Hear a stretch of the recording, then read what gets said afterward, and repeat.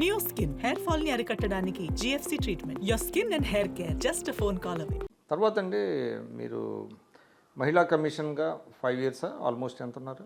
4.5 years ఉన్నారు. ఆ పోస్ట్కి న్యాయం చేశారా, లేకపోతే మీరు దాని మీద కూడా పొలిటికల్ ఇందాక అన్నారు కొంత పొలిటికల్ ప్రెషర్స్ ఉన్నాయి అనేది, అంటే మీరు స్వేచ్ఛగా పనిచేసేటువంటి అవకాశాన్ని కల్పించలేదా? ఒకటి, జగన్మోహన్ రెడ్డి గారు నేను ఎలా ఉండాలని కోరుకున్నారో అలా అయితే ఉండలేదు. ఉమెన్ కమిషన్ చైర్పర్సన్గా మొత్తం కూడా చంద్రబాబు గారి మీద పొద్దున్నే లేస్తే రాజకీయమైనటువంటి దాడి చేయాలి అని చెప్పి ఆయన ఎక్స్పెక్ట్ చేశారు. ఆ రకంగా అందరూ కూడా సలహా ఇచ్చారు. ఆ రకంగా మాట్లాడమన్నారు. అసెంబ్లీ స్పీకర్ కూడా మాట్లాడుతున్నారు, మీరెందుకు మాట్లాడరు అనేటటువంటి ప్రెషర్ తీసుకొచ్చినా కూడా నేనైతే మహిళా కమిషన్ చైర్పర్సన్ ఎలా ఉండాలో, రాజ్యాంగబద్ధమైనటువంటి పదవి అది, ఖచ్చితంగా రాజకీయాలకు సంబంధించినటువంటిది కొంచెం బ్యాలెన్స్గా ఉండాలి అనేటటువంటి ఆ స్పృహతోనే వ్యవహరించాను.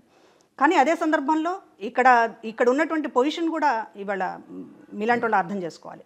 జగన్మోహన్ రెడ్డి గారికి సంబంధించినటువంటిది ఇక్కడ మార్కులు అనాలా, లేకపోతే దీనికి సంబంధించినటువంటి తలకాయలు ఉండాలా, లేకపోతే ఇవ్వాలా అనేటటువంటి లెక్కలు చాలా ఉంటాయి. ఏ రోజుకి ఆ రోజు ప్రోగ్రెస్ రిపోర్ట్ ఉంటుంది. ఏ రోజుకి ఆ రోజు దీనికి సంబంధించినటువంటిది వీళ్ళ పని విధానం, వీళ్ళు పని విధానం అంటే మానిటర్ చేస్తారా? మానిటరింగ్ ఏముండదండి, అంత ఆ సిస్టమ్ కూడా ఉండదు. ఇక్కడ పని విధానము అంటే ఏంటంటే నువ్వు ఎదుటోళ్ళని ఎంత బాగా తిడుతున్నావా లేదా, అంతే పని విధానం. మిగతాది సంబంధించి నీ తెలివితేటలు ఏంటి, నీ సమర్థత ఏంటి, లేకపోతే ఎంతమంది నువ్వు బ్యాలెన్స్ చేసుకుంటూ వస్తున్నావు, లేకపోతే మొత్తం కూడా ఇవాళ మహిళా కమిషన్ సంబంధించి మామూలు మహిళల్ని సంబంధించి ఎంత న్యాయం చేశావు, ఈ ప్రోగ్రెస్ రిపోర్ట్ ఏమీ పనికిరాదు. ఇక్కడ అవతల వాడిని తిడుతున్నావా లేదా, అసలు వైఎస్ఆర్సీపీలో పదవులు ఇచ్చేదే తిట్టడానికి చంద్రబాబు గారిని, లోకేష్ బాబుని అంటారు.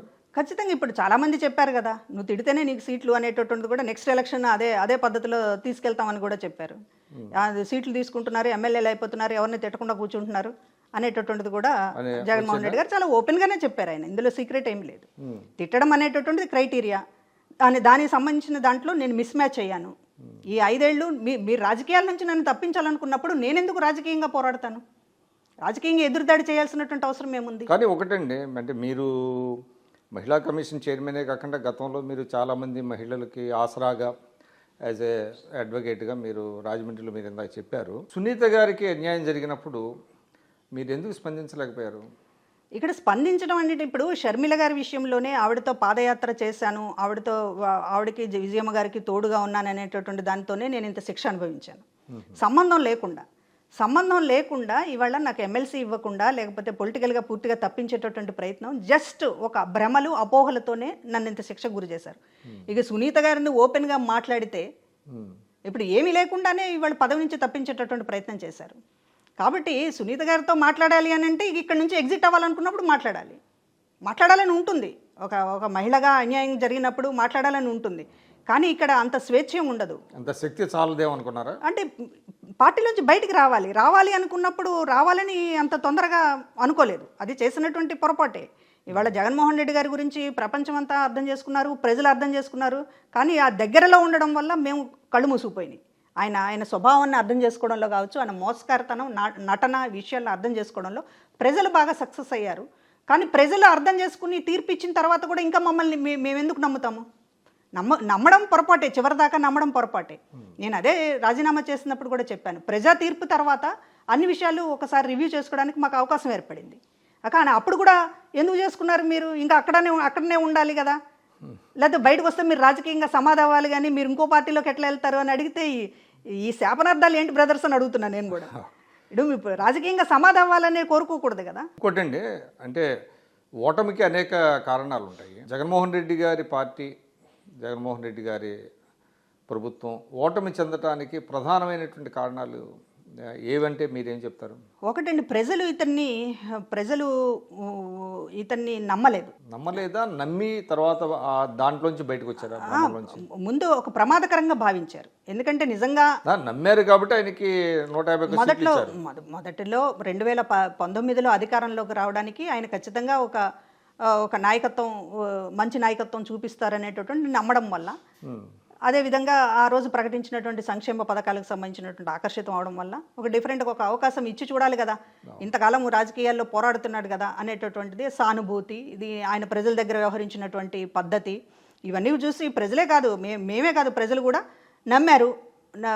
ఒక మాయాలోకంలో నడిపించారు. కానీ ఎప్పుడైతే అధికారంలోకి వచ్చారు, ముఖ్యమంత్రి అయిన తర్వాత ఆయన అసలు స్వభావం అనేటటువంటి తెలిసింది. మరి అసలు స్వభావం తెలిసిన తర్వాత మీరు 5 ఏళ్ళు తర్వాత అయినా ఈ లోపైనా బయటకు రావాలి కదా అని చాలామంది అడుగుతారు. అసలు స్వభావం తెలుస్తున్నా కూడా ప్రజలు నమ్ముతున్నారేమోనని మేము భ్రమపడ్డాం.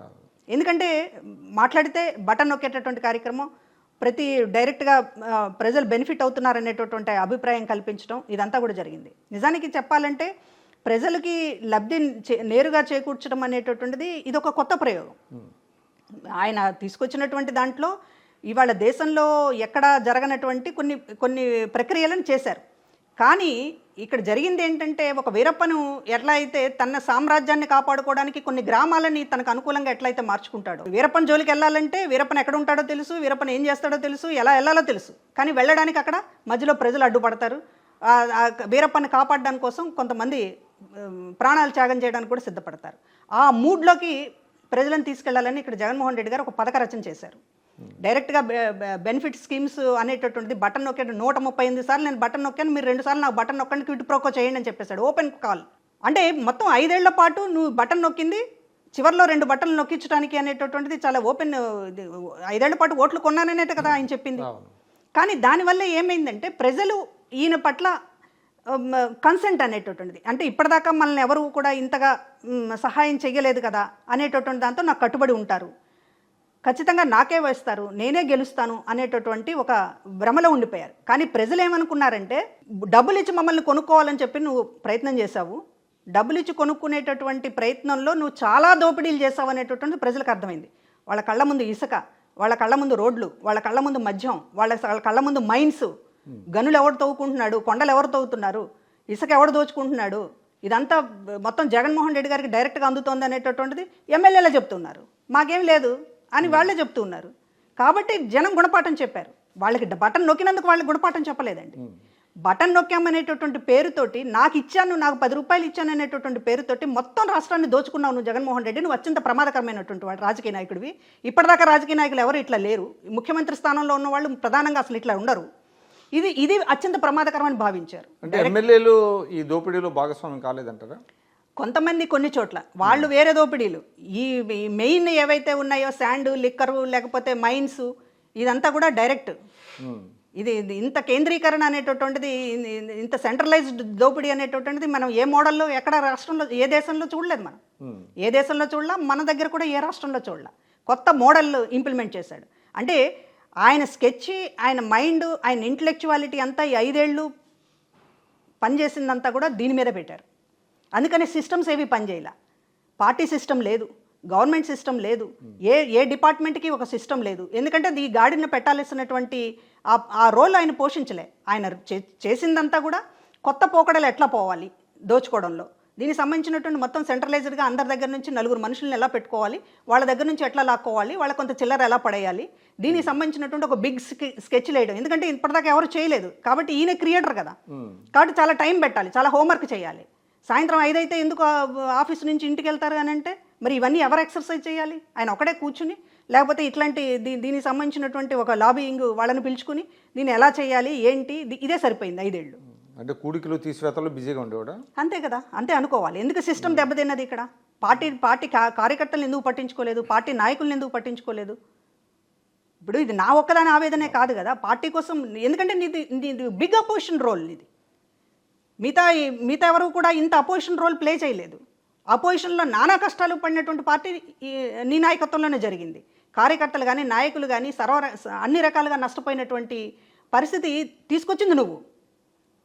నీ స్వార్థం కోసం పార్టీ పెట్టి, నీ స్వార్థం కోసం ఇంతమందిని బలి చేసి అధికారంలోకి వచ్చిన తర్వాత అసలు మీరెవరో నాకు తెలియదు, మీకు నాకు సంబంధం లేదు, నేను చాలా విషయాలు చక్కదిద్దుకోవాలి, చాలా విషయాలు సంపాదించుకోవాలి, మళ్ళీ 4 ఎలక్షన్లకు నేను ప్రిపేర్ అవ్వాలి, లేకపోతే మొత్తం కోర్టులు మేనేజ్ చేయడానికి నేను మొత్తం సర్దుకోవాలి, సెంటర్ని మేనేజ్ చేయడానికి సర్దుకోవాలి, నాకు ఇది చాలు, నాకు ఇది సరిపోతుంది, మీరెవరో నాకు తెలియదు అనేటటువంటి పరిస్థితుల్లో 10 ఏళ్ల పాటు ఆయన కోసం ప్రాణాలు ఇచ్చారే. ఇప్పుడు ఇవాళ ఒక్క మనిషిని చూపించమనండి, ఆయన కోసం నేను ప్రాణం ఇస్తాననేటటువంటిది నోటి మాట. చాలామంది ఆయన నాటకాలు చూసిన తర్వాత క్యాడర్ కూడా నాటకం ఆడడం మొదలెట్టారు, నాయకులు కూడా నాటకం ఆడడం మొదలెట్టారు. అన్న నీ కోసం మేము ఏమైనా చేస్తామంటారు, వెనక్కి వెళ్ళిపోతున్నారు. సిద్ధం సభల్లో పొలవమని వచ్చారు, ఎందుకు గెలవలేదు? సిద్ధం సభలు చూసి నువ్వు మోసపోయావని అంటే నీ నటన వాళ్ళు అందుకున్నారు, ప్రజలు కూడా అందుకున్నారు.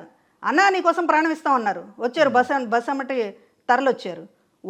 ఓటు వేసేటప్పుడు అసలు నువ్వేంటి, నీ స్వభావం ఏంటి అనేటటువంటి నీ ముఖం మీద అంటించి ఇప్పుడు చంద్రబాబు నాయుడు గారిని స్కిల్ కేసులో అరెస్ట్ చేయటం, 53 రోజులు జైల్లో పెట్టడం, ఇది బాగా దెబ్బ కొట్టిందా?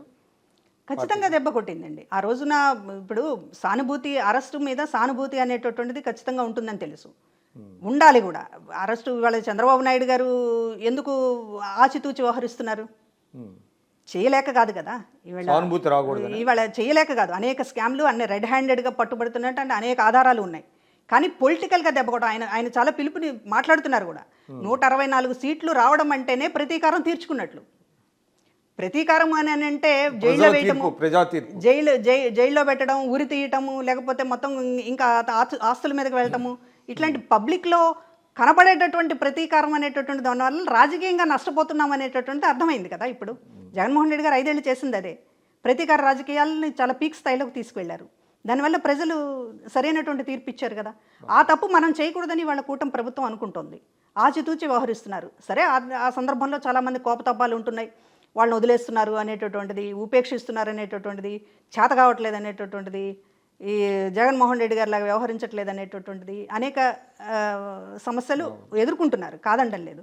కానీ అంతిమంగా పొలిటికల్గా గెలవడం అనేటటువంటిదే మనం నిజమైన ప్రతీకారం అని అనుకొని చేయాలి.